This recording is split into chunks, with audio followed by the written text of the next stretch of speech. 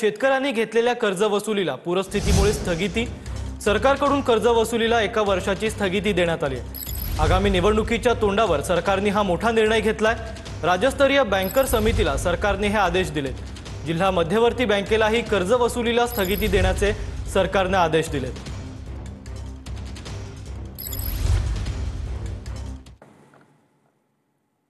April महिन्यात सम्राट महाडिकांचा खूप मोठा सत्कार करायचा आहे असं वक्तव्य मंत्री चंद्रकांत पाटलांनी केलंय। सम्राट महाडिक हे सांगलीचे भाजपचे जिल्हाध्यक्ष आहेत। चंद्रकांत पाटलांनी महाडिकांबद्दल असं वक्तव्य केल्यानं महाडिकांना विधान परिषदेची आमदारकी मिळणार का अशी चर्चा सुरू झाली आहे। शिराळा नगरपंचायत निवडणुकीनिमित्त आयोजित करण्यात आलेल्या एका प्रचार सभेत चंद्रकांत पाटील बोलत होते।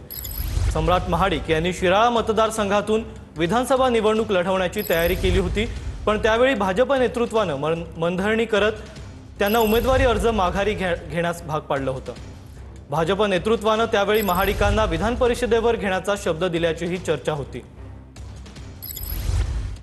तेव्हा असं व्हायला नको की माझा सहभाग काही नव्हता, म्हणून मग ती गर्दी पाहून आणि मला आतून एक फिलिंग असतं, त्या फिलिंग मधून मला लक्षात आलं की 1+17 100% झालं। असं म्हणता आलं पाहिजे ना की मी पण होतो पदयात्रेमध्ये, म्हणून मी थोडा उशीर होतोय तरी सुद्धा थांबलो। तो सम्राट काही घाबरू नको, एप्रिलमध्ये जे व्हायचंय ते होईल, काय काळजी करू नका।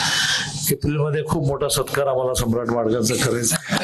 कर्जवसुलीला वर्षभराची स्थगिती। पूरस्थितीमुळे शेतकऱ्यांकडून कर्जाची वसुली न करण्याचे आदेश देण्यात आले। आगामी निवडणुकीच्या तोंडावर सरकारचा हा मोठा निर्णय। जिल्हा मध्यवर्ती बँकेलाही कर्जवसुलीला स्थगिती देण्याचे सरकारने आदेश दिले।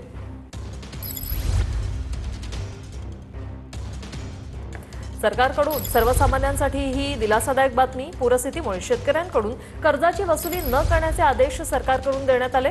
आगामी निवडणुकीच्या तोंडावर सरकारचा हा एक मोठा निर्णय।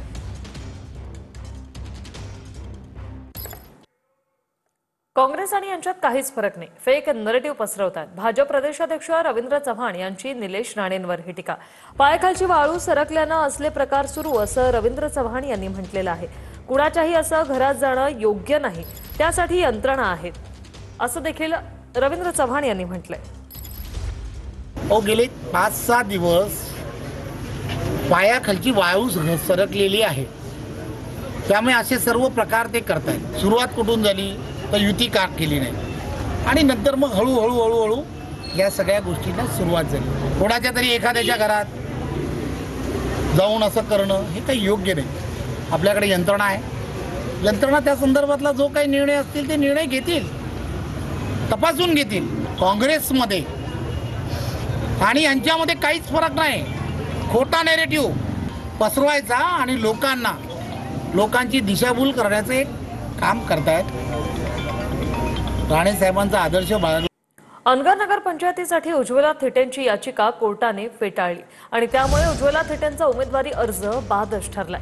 अनगर नगर पंचायतीत अर्ज बाद केल्यानंतर उज्ज्वला थिटेंनी न्यायालयात धाव घेतली। जिल्हा न्यायाधीश प्रशांत राजवैद्य यांच्या कोर्टासमोर आज ही सुनावणी पार पडली। राजवैद्य यांच्या कोर्टासमोर 4 तास युक्तिवाद करण्यात आला आणि 4 तासांच्या युक्तिवादानंतर कोर्टाने उज्ज्वला थिटेंची याचिका फेटाळली। माझा संघर्ष जो चालू होता तो भविष्यातही चालूच राहणार आहे। एवढा संघर्ष करत तिथपर्यंत पोहोचलो होतो, तिथेच माझा विजय झालेला होता। आणि आज आता न्यायालयाने जो आमचा अर्ज फेटाळला आहे तर न्यायालयाचा आता त्यांच्या निकालाचा आम्ही आदर करतोय। आता ते उद्या आम्हाला अंतिम येईल की बाबा कशा पद्धतीनं कशामुळे आमचं हे झालं, त्याच्यामध्ये आता काय त्रुटी होतील त्या पाहून आम्ही नक्कीच हायकोर्टामध्ये जर जाता आलं तर तिथं जाऊ। तिथूनही नाही झालं तरी पण पुन्हा सुप्रीम कोर्ट आहेच, शेवटी परमेश्वराचाही दरबार असतोच। तिथंही अर्थभावनेने जर तुम्ही साथ घातली तर तुम्हाला न्याय हा मिळेलच। न्यायालयाने एक ऑपरेटिव्ह ऑर्डर आज केलेली आहे। त्या ऑपरेटिव्ह ऑर्डरमध्ये मगाशी आम्हाला कॉल करून सांगितलं की अशा पद्धतीने याच्यामध्ये हे अपील डिसमिस करण्यात आलेलं आहे। रिजन ऑर्डर जे आहे ते उद्या न्यायालय आम्हाला देतो, अशा पद्धतीने काय करेक्शन्स आहेत ते मिळून जाईल। जोपर्यंत आता रिजन ऑर्डर हातामध्ये येत नाही तोपर्यंत न्यायालयानं काय गोष्टी विचारात घेतली आणि काय नाही या सगळ्या गोष्टी आम्हाला उद्या कळतील। त्याच्यावरती मग उच्च न्यायालयामध्ये जायचं नाही जायचं या अनुषंगाने आम्ही चर्चा करून तो पुढचा निर्णय घेऊ। अर्थात या न्यायालयाने घेतलेल्या निर्णयाचा आदर आहे, परंतु त्याचे रिझन ज्या वेळेला आम्ही विचारात घेऊ त्यावरती मग पुढील निर्णय आम्ही घेऊ। प्रारूप मतदार यादीवर हरकती दाखल करण्यासाठी 6 दिवसांची मुदतवाढ। निवडणूक आयोगाकडून हरकती दाखल करण्यासाठी 6 दिवसांची मुदतवाढ देण्यात आली. राजकीय पक्षांना 3 डिसेंबरपर्यंत प्रारूप मतदान यादीवर हरकती घेता येणार आहेत. तर विविध राजकीय पक्षांच्या मागणीनंतर राज्य निवडणूक आयोगाचा हा निर्णय. बातमी. मनमाड नगर परिषदेच्या प्रभाग क्रमांक 10 ची निवडणूक स्थगित. राज्य निवडणूक आयोगाचे निवडणूक स्थगित करण्याचे आदेश. ठाकरेंच्या उमेदवाराचा मृत्यू झाल्याने ही निवडणूक स्थगित करण्यात आली. नितीन वाघमारेंचा हृदयविकाराच्या झटक्याने मृत्यू झालाय. युनेस्कोच्या मुख्यालयात डॉक्टर बाबासाहेब आंबेडकरांच्या पुतळ्याचं अनावरण झालंय. सर्व भारतीयांसाठी अभिमानाचा आणि ऐतिहासिक असा हा क्षण. महाराष्ट्र सरकारने भेट दिलेल्या पुतळ्याचं पॅरिसमधील युनेस्को मुख्यालयात अनावरण करण्यात आलेलं आहे.